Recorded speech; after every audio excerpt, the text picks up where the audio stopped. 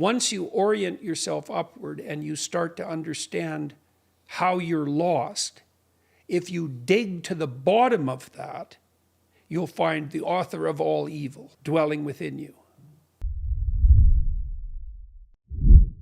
When I was in Edmonton doing my first degree, I was about 20, 21, something like that. And I had this professor. He's a very strange guy, adjunct professor, so he wasn't a full-time professor at the university. He was the prison psychologist at the Edmonton Maximum Security Prison. And the Edmonton Maximum Security Prison was a bad place. It was full of like monstrous people. And he took me out there a couple of times.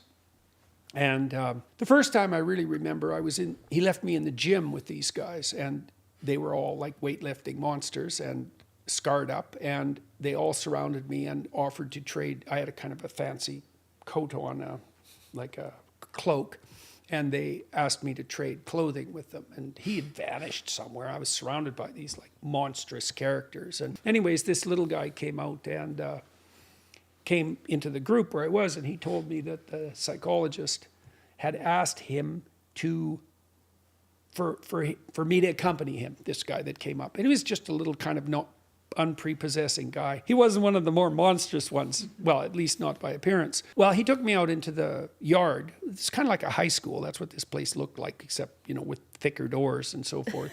He took me out into the exercise yard, and we got about 100 yards away, probably something like that. And then the psychologist showed back up and beckoned us back. And so we went back, and I went into his office, and he told me about this guy. He said, that guy, he's in prison for life. I said, why? He said, well, two cops pulled him over, and he was armed, and he took both of them out into the ditch, and he shot them both in the back of the head while they were begging for their lives. And so, and they told me that they had little kids, and I thought, oh. And he was perfectly like harmless looking, nondescript person. So that was interesting. And then I met another guy there who, he and one of his friends found out that another prisoner was snitching, and they took him down and pulverized one of his legs with a lead pipe. They just beat it to a pulp. And I thought about both these guys for like 3 weeks. I just thought about them, like, and nothing else, mostly to try to figure out. I thought, oh, geez, how did this guy do that in the ditch? How did these people hold this guy down and pulverize his leg? And I tried to imagine doing it. Imagine putting myself in a position where I could do it, acting. I was acting, trying to embody that. And after about 2 weeks, I had a realization, and the realization was that I could do that. And that was quite a shock, and that really changed me. It changed me a lot, and permanently, because I thought that before that, I had kind of a deep belief that those sorts of things were off the table for me, that people who could do that were somehow qualitatively different than me.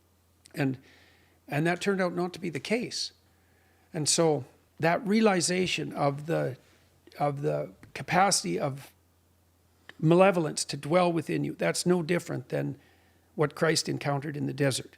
It's the same thing. If you get to the bottom of your weaknesses, what you find, your true weaknesses, you'll find the author of all evil.